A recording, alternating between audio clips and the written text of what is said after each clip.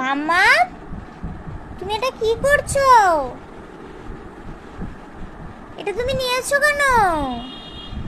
কি করছো? তোমার তো দাঁত ওঠেনি, এখনই দাঁত মাজছো? মাম্মা, সোনাই, তুমি কি করছো ব্রাশ দিয়ে? দাঁত তো নেই তোমার।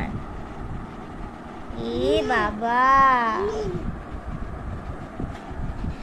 পড়ে যাবে এই পাশ দিয়ে। কি নিচ্ছ?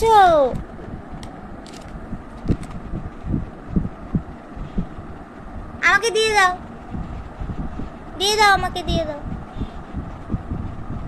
দাও মামা, দেখি মুখটা দেখি। এ না আর না আর না, দাও।